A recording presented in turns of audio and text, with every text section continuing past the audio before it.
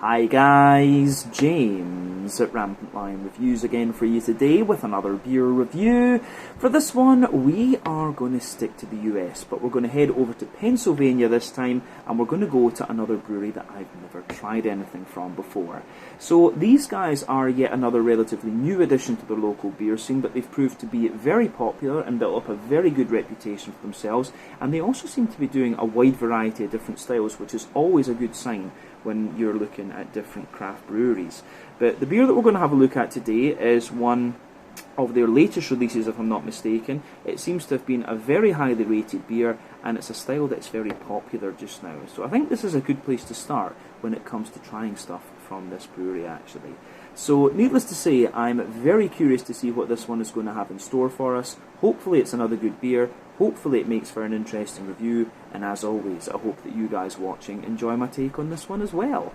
So yeah, for this review then, we are going to head to a little place called Camp Hill, which is to the kind of southwest of Harrisburg in southeastern Pennsylvania, and we're going to have a look at my first beer from Evergreen Brewing Company. So this particular beer is called Tango Urilla. It comes in at 7.5% ABV, and this one is an IPA. Quite honestly, I'm not sure exactly what kind of IPA this one is going to be. We'll just need to see when we open it up a little bit later on. But a massive shout out and thank you in this video to the legendary Paul Romeli of PA Brew News. This was a very kind gift from him the other day when I met up with him. He was saying that this is a very, very good brewery that he really enjoys, and he wanted me to do a kind of sit-down review of one of their cans. So that's what we're going to do now. So big thank you to Paul for making this review possible. We'll put the link to his channel in the video description below, so do make sure you check him out, give him some love. A lovely guy, a nutcase in the absolute best way, and yeah, I had a really nice time with him the other day, and very cool that he brought me some Pennsylvania beers that he was very keen for me to try. So yeah, let's crack on with this one then and see what it's going to have in store for us. The Tango Urilla, a 7.5% IPA from Evergreen Brewing Company in Camp Hill in Pennsylvania. So, as always with my reviews, I'll tell you a little bit about the brewery before we taste the beer. If you want to get straight to the tasting though, just fast forward. All the usual links can be found in the video description below. That's the brewery website, the link to my other reviews that hopefully I can do in the future from Evergreen. This is the very first time I'm trying one of their beers, as I mentioned, but there's all the usual social media down there. If you want to see more reviews, do please consider subscribing to the channel. The support that you give is massively appreciated, and remember, you can go into the channel homepage and search for beer using the geography tagging system. So just go in there, use the little search bar, put in your hometown, state, county, province, prefecture, whatever you like. If I've reviewed beers from the area that you search for, they will pop up. Failing that though, you can check out the playlist of beers from different countries. You'll find this one in the American playlist along with a number of other things, and we will continue to add to that quite regularly over the next little while, because I do have quite a few beers that I need to work my way through. But anyway, let's go on to my brewery notes then, and I'll tell you a wee bit about Evergreen Brewing for the first time. So, Evergreen Brewing Company are based in Camp Hill to the west of Harrisburg in southeastern Pennsylvania, and the brewery opened back in 2016, and the two main men behind this company are Larry Dolan and Norm Fromm, who have been lifelong friends. But both had been involved in the restaurant trade for a number of years, but they were also both avid home brewers. But they ran the Brewhouse Grill for a number of years, starting back in 2005, and this place became well known for having a lot of craft beers on tap. I think the number I saw was 38, and they also do some very good food apparently. But basically, these guys wanted to have a bar that they would enjoy to hang out at, and that's kind of what they founded. But they decided that they wanted to start brewing properly for themselves as well. But the success of this bar got them thinking about brewing, turning their home brewing hobby into a commercial project. And actually today at Brewhouse Grill, they operate a little nano brewery which is called 2050 State Brewing Company, and the beers are served on tap there. But they decided to focus on having a bigger brewery as well, and this is what Evergreen would become. So when they opened Evergreen, they hired Bruce Tanner to come in as their head brewer, and he previously worked in Arizona and North Carolina, as well as for Trogs Brewery in Hershey in Pennsylvania, who I believe are one of the biggest producers in the state of Pennsylvania. Paul is, of course, the man to ask about that. But the premises is located in a former Sun Motors car dealership on the Carlisle Pike, and it's in the former service bay, and there they operate a 20 hectolitre brew kit, so that's 2,000 litres per brew, and they serve wood-fired pizzas and sandwiches with the beer, and I think they've got about 15 or so beers on tap at this facility too. But more recently, in 2022, they announced that they were going to open a new location in New Cumberland, which they call The Farm, and they grow various produce up there to use in the food that's served, and they're also going to focus mainly on their wild ale and barrel program there. So that will be quite interesting to see how that goes as time progresses. But as of September 2023, when I'm filming this review for you, these guys have produced 270 different kinds of beer according to Untappd, and they've got a wide variety of styles, like I mentioned before. A number of different IPAs, quite a few lagers and things like this, and they've also got some darker stuff as well, which seems quite interesting. But yeah, that is everything I can really tell you about Evergreen Brewing Company for the moment. If you want to learn more about these guys, you can check out the brewery website, you can follow them on Facebook and Instagram to keep up to date with all the latest goings on, and you can check out the Rate Beer, Untappd and Beer Advocate pages to learn a little bit more about all the different beers that these guys have done. So yeah, let's leave it at that, and let's go on to the tasting section of this video. So, before we start with this one, I would just like to have a little look at the artwork on this, which I wonder if this helped Paul's decision making with this beer, the fact that it had a flying saucer on it, because he knows that I studied astrophysics, and probably if I was looking at beers from this brewery, this would be the one that I would pick out because of the artwork and things like that. But yeah, this one, I have to say, looks very nice. As we said earlier, it's called Tango Urilla. You've got a nice little planet floating around there. In the midst of what looks like a bigger planet behind it, but plain silver top on the can there, that's reflecting off the light, and this is the thing, the camera really hates the shiny beer cans. That's the only thing I can say about this. But you can see at the bottom of the can there is the Evergreen Brewing Company symbol. This is a 473 milliliter can, 1 American pint, or 16 fluid ounces as it would be in freedom units.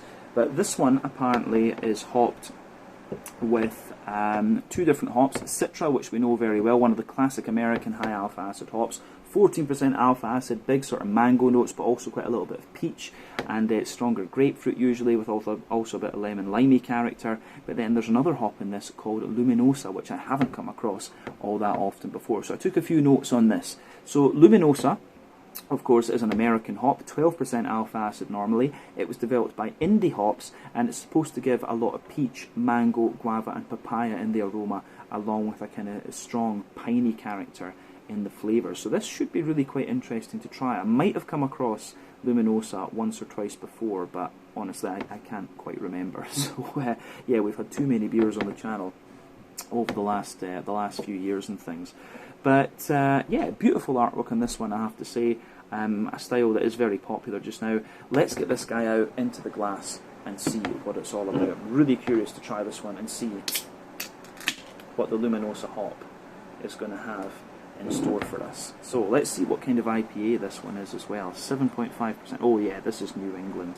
This is a New England hazy, whatever you want to call it, IPA.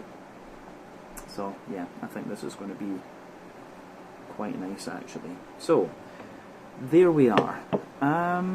Let me just line that up so the camera is happy and that I'm happy. But yeah, you can see this beer has poured pretty much as you would expect from a kind of New England hazy IPA. You can see that the beer is poured. I think we've still got about a quarter of the beer left in the glass, but it's poured with about a 3/4 finger of a frothy, I would say, kind of cream coloured head in there. Some medium-sized bubbles along the side of along the surface of the liquid there, and it gets a little bit foamier and more soapy the further up that you go on the head. And you can see the colour of this one. I think to you guys on the camera, it's actually appearing a little bit lighter than it is, which is quite interesting. But to the naked eye, this is actually like quite a rich yellow colour. So yeah, I would describe this as being like a rich kind of mango juice. I always like comparing the different New England IPAs to different fruit juices, because that's just what they remind me of. But remember, the colour of your beer depends on a few things. 1, the type of malts that you use. This goes a long way to determining your EBC rating. 2, the length of your wort boil is also going to play a role, because the longer you boil the wort, the more the sugars caramelise, and thus you get a darker colour of beer. But any barrel aging you do or adjuncts you put into the beer will also affect its colour as well. But when it comes to New England hazy IPAs, you don't often have to care about the adjuncts in these beers. But yeah, in terms of the level of haze in this one, I have to say for a 7.5%er, it's certainly one of the soupier and gloopier New Englands that I've come across. The level of haze in these beers is of course dependent on the oak content, wheat content, and to a degree what yeast you use. So yeah, this one's going to be interesting. There's no real rule about that, you know, it's not as simple as the fact, you know, it's going higher up the alcohol scale is going to give you more haze. But yeah, this one is certainly a soupier and gloopier 7.5%er. Not too much in the way of visible carbonation, one or two big bubbles sticking toward the side of the glass, a few little ones going up toward the bottom of the head there, but overall it does look pretty nice. That head has incidentally faded away to be a thinner, kind of more foamy layer on the top as well. But yeah, it certainly looks the part, this one.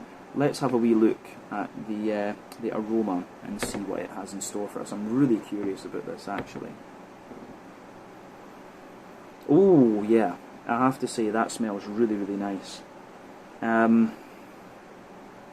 Yeah, aroma-wise, that's pretty damn solid. If this tastes as good as it smells, I can see exactly why Paul said I should have a little look at this brewery's beers. Now, I'm going to say straight away, this beer, it did say in the little blurb that I read about this one that it has quite a lot of wheat in it.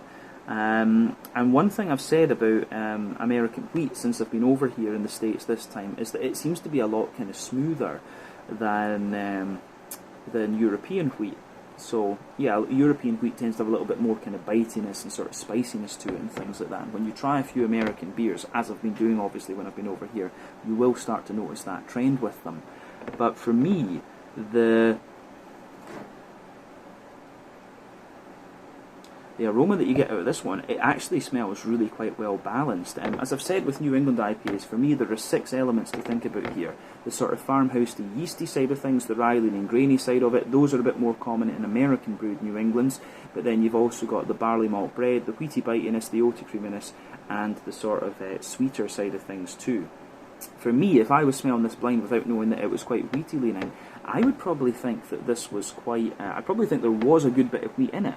But at the same time, I would think it was quite oaty as well, because it's got this lovely smoothness and thickness that just shines through in the aroma. So that's a really interesting point to make about this one. And I have to say as well that when I've been over in the US this time, I really have enjoyed the single IPAs a lot more here than I have in Europe for quite some time. Like the thing that really got me about the New Englands in the early days was the thickness and the creaminess of the body, and I've been enjoying that here in the US this time. I think the European ones are just that little bit thinner, and I've been having to go to the doubles and triples to get that level of thickness actually out of them in Europe. But here the singles certainly do the job. But yeah, let's break down the aroma then and just describe this for you a little bit more in depth, as we always do. So, the backbone of the beer is absolutely that sort of fresh, white bready bread crust. And the way that that goes together is really quite nice. So soft, fresh, white bready bread crust.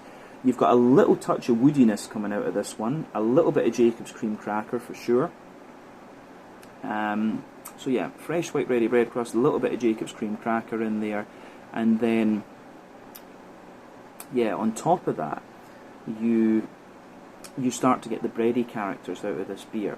So above the cracker, you get this lovely, fluffy, fresh, white bready bread crust coming out of the fresh white bread coming out of this one, not bread crust. So yeah, fluffy, airy white bread, but then you can feel the wheat really densifying out this beer. That's really obvious in this one. The wheat is actually very smooth. You do get a little bit of bitiness out of the wheat in the very back of your nose, but yeah, the way that that goes together, I have to say, is really, really very nice. So yeah, big, white bready, dense, white bready, wheaty character coming out of this one. A little bit of bitiness in the back of the,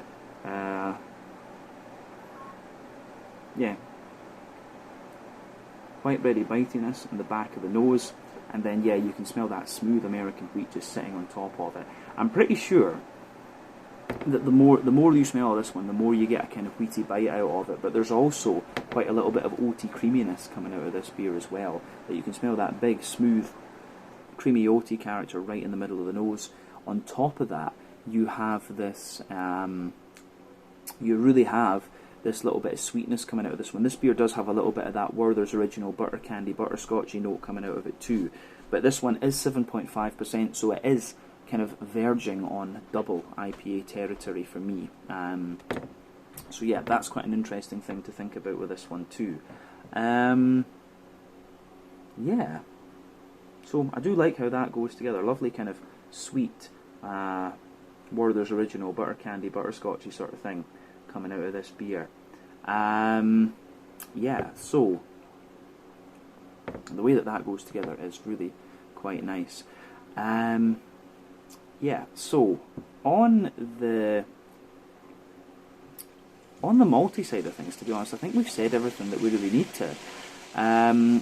In the terms of the hoppiness of this beer then, so you need to remember there are three kinds of hoppings you can do in IPAs. You can do early addition hopping, which takes place during the first hour of the wort boil. That's going to give you mainly bitterness in the flavour, and it's also going to give you a deeper, danker aroma.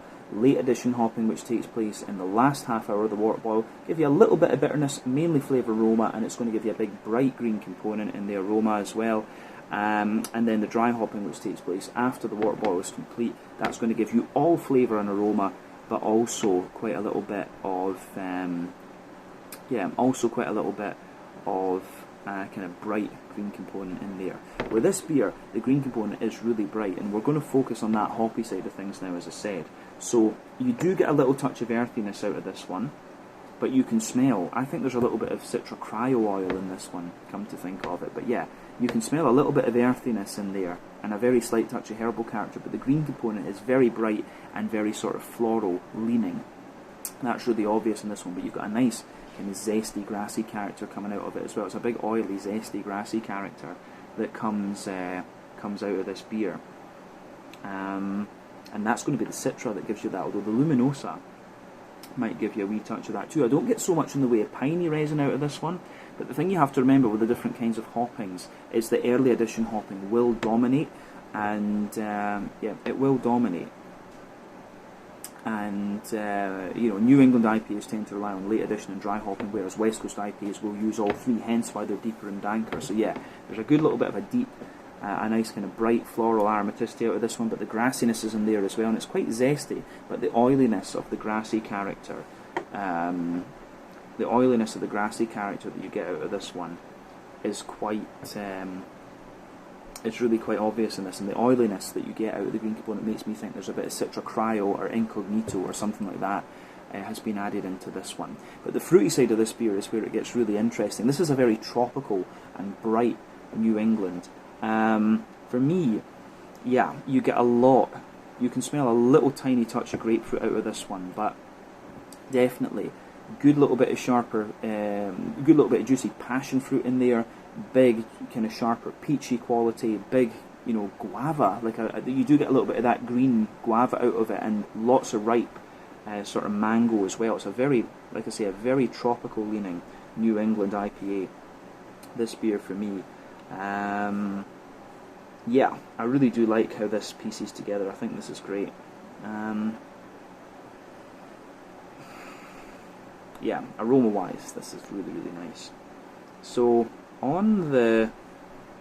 You do get a little touch of like a lemon, limey, and almost like lychee type quality out of this, but absolutely it leans more toward that, it really leans more toward the kind of juicy, yeah, the sort of bright tropical notes actually. I think that's definitely fair to say.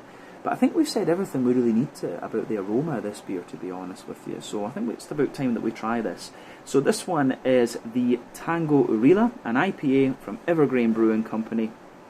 One of the recommendations from Paul of Brewing, who really knows his Pennsylvania beer, of course. But let's get stuck into this one then and see what it's all about. 7.5% New England Hazy IPA. Let's get stuck into this one. Slàinte, skål, cheers.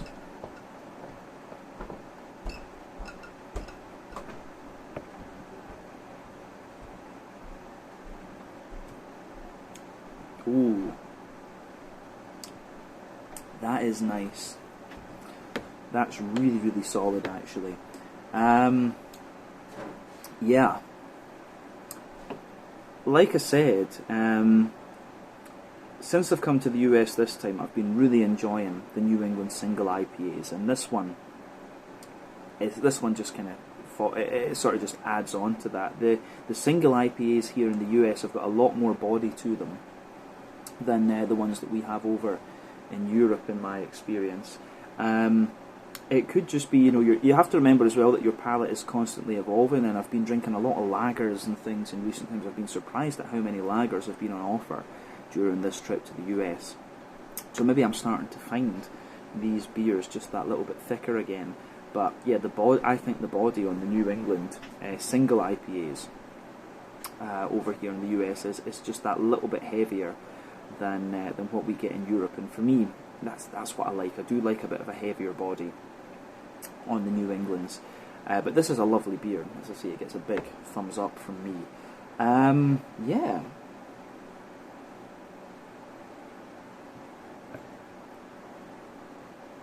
And this beer, it really does give you everything you'd expect from the style. That's lovely. Yeah, so I do like this. The can's just that little bit shiny. But let's break this beer down and describe it. Yeah, and describe it as we always do. So, very kind of creamy leaning IPA, this one. I do wonder if they use a bit more wheat in their IPAs over here than back in Europe, of course. But yeah, this thicker body is great. Let's focus on that middle third of the palate then.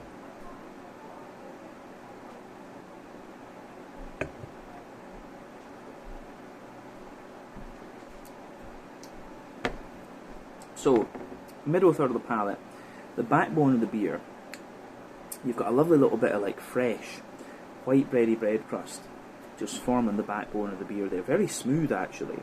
The further forward you go on that middle third of your palate, you get a little bit of woodiness coming out of the beer, particularly into the aftertaste, and you can feel there's a little bit of a kind of Jacob's cream crackery sort of note coming out of this one. So smooth white bready bread crust, Jacob's cream cracker, and then you get the white bread sitting above that. And the white bready character in this beer really is quite dense actually.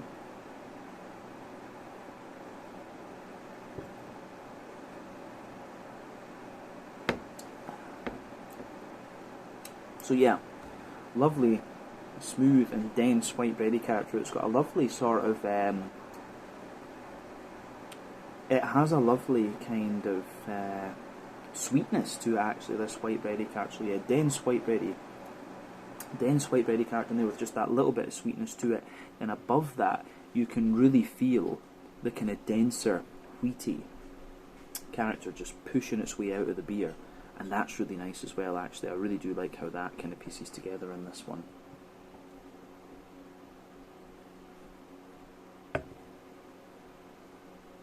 But the wheaty character in this beer really is very smooth. And if I was tasting this beer without knowing that it was more wheaty leaning, I would probably think this was really oaty, actually. But as I say, American wheat, I think, is quite a bit smoother than European wheat. But certainly above that dense white bready wheaty layer, you get the more kind of oaty characteristics coming out of it. So yeah, you've got that lovely kind of smooth oaty sort of thing coming out of this one. And as you go down that middle line of your tongue, you can feel the more dense oaty character coming out of the beer. So yeah, smooth, dense, oaty character coming out of the beer. Very creamy though. And as you move out toward the edge of that middle third of your palate, you get more and more of the kind of dryness of the oaty character in there. Usually when you have New England IPAs, dry oats is it usually is an indicator that the beer's a little bit older. Essentially, the creamier the oats are, the fresher the beer is, the drier the oats are, the older the beer is. But yeah, in the dead centre of your palate, you've got a little bit of that Werther's Original butter candy, butterscotchy sweetness as well. But this one at 7.5%, not the heaviest in terms of alcohol, but not the lightest at the same time. It's not madly sweet. There's just a little tiny touch of like a biscuity note coming out of this one. So yeah, the way that this beer goes together, I think, is really nice.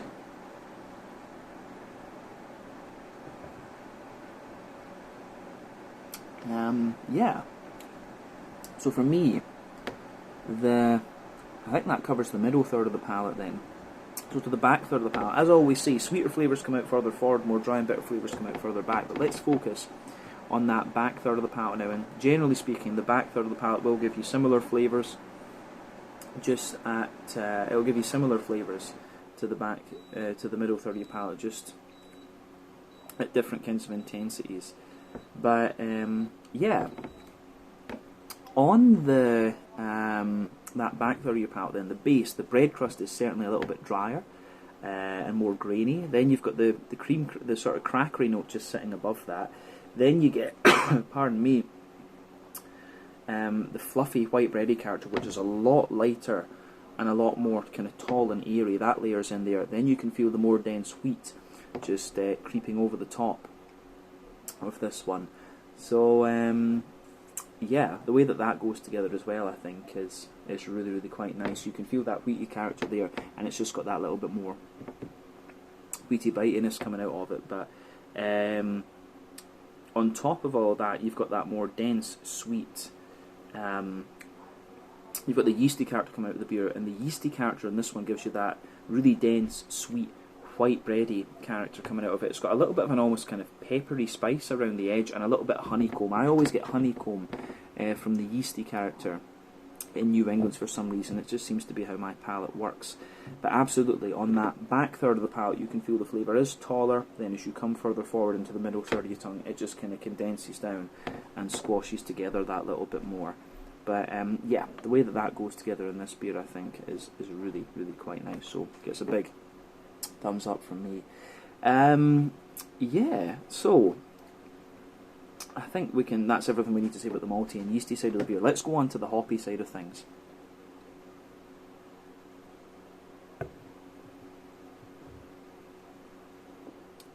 So yeah, hoppy side of the beer for me. In the back corners of the palate, you get a little touch of earthiness in there.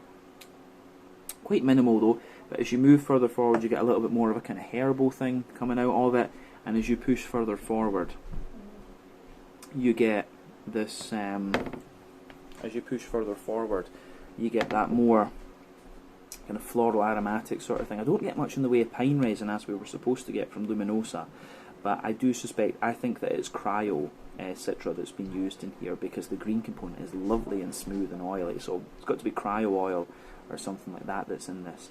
But yeah, you can feel that more floral aromatic note and slightly spicier toward the front corners of your palate.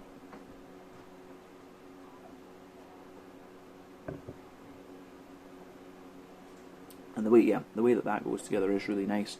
But round the front curve of your tongue, it's a little bit lighter and more grassy, and you've got this lovely, just kind of wet, grassy note. There's a little bit of citrusy zest comes out of the grassy side of the beer the further into the aftertaste that you go. But yeah, green component in this one is really nicely done. Let's focus on the fruity side of the beer then, just to round off the tasting section. So, border region between front third and middle third of your palate, you get a nice little bit of bready build up in there. You can feel there's the white bready character pretty much. You know, the white bready character pretty much dominates that, but you can feel a little bit of the more dense, wheaty white bread on top. The base of that front third of your palate, there's a little bit of fresh white bready bread crust in there, a wee bit of Jacob's cream cracker sitting on top of that, and then you get that dense, barley white bready character, and then also the more smooth wheaty character on top. Then you've got that nice oily bubble where the juicy fruity esters just roll their way out of the beer. So yeah, the way that that goes together, I have to say, is pretty damn nice.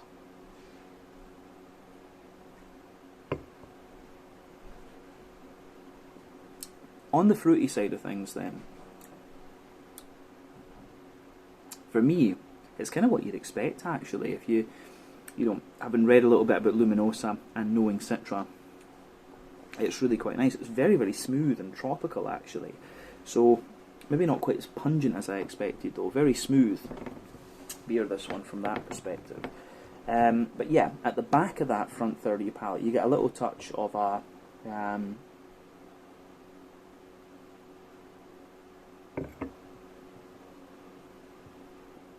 yeah, you get a little touch of a more pardon me, a touch of a more kind of sharp there's a bit of that grapefruity character there, but as you move further forward, you get the passion fruit underneath, the smooth passion fruit, and the juicy mango, but then on top of that, you start to get the sharper peach, the kind of more green guava in there, but then yeah, as you move further forward into the front half of that front third of your palate, it's all about the really soft, you know, apricot. There's a little bit of like a lychee, gooseberry-ish type note, which you can sometimes get from Citra, but then as you reach the kind of front tip of your tongue, there's a wee touch of like a juicy, limey character coming out of this beer as well. And yeah, the way that all that goes together, I think, is really quite nice. The very tropical leaning New England IPA, there's no doubt in my mind about that, but it is really, really well done, and it gets a big thumbs up from me. Yeah, I think that's everything we really need to say about the flavour of this one, to be honest with you. But really well done beer, and again, a big thank you to Paul for making this review possible. Yeah, I think we can round off this review then with a wee look at the mouthfeel.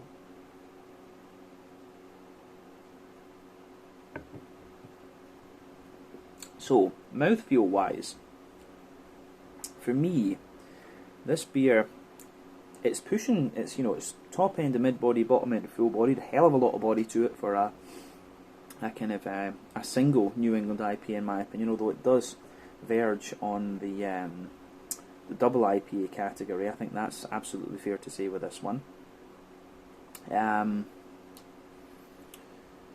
I'd say it's quite creamy, but at the same time it's got a little bit of that kind of silky type character to it, very slightly oily as well. In terms of the IBU count, I think it's fair to say that this beer is maybe, I think it might be slightly higher in bitterness. You do get a wee bit more bitterness out of this one into the aftertaste. You start to get more of that kind of piney resin character that you'd expect of the Luminosa. So maybe it's about 30 or 35, 40 IBUs, something like that. It feels slightly higher than the standard 30. The malt base, as we said, has a bit of smooth graininess in the base, lovely kind of sweeter white bready character on top, then a kind of creamier and sweeter note on top of everything else. And yeah, the fruity character, like we said, is quite oily, quite slick, and it has that a lot of tropical note to it, this one, with a wee bit of pungency the further into the aftertaste that you go. But all in all, beautiful New England IPA, this one, when you consider that it is a single at 7.5%, but a stronger single at that. I think this is really nice. So a big thank you to Paul once again for making this review possible. But I think we can leave it at that for this one. This has been a really interesting video to film.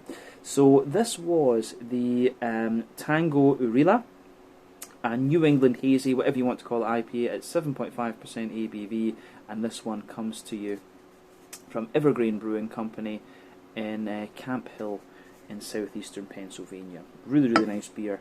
And I'm glad that Paul picked this one out for me. So yeah, once again, thank you for watching my beer reviews. Until the next time, please like, subscribe, share, all the usual YouTube stuff. Let me know your own thoughts on this beer in the comment section below. Let me know what your favourite beers are from Evergreen as well. And we do have one more beer that I think I'll be able to take a look at before I leave the US, actually, from these guys. Paul did give me a second one, so hopefully I can squeeze in a proper review of that before we go. But check out my social media, check out Evergreen's social media, and do also check out my good friend Paul Rameli of Brew News, who made this review possible. Till the next time, slàinte, skål, cheers, and I'll see you guys in the next review.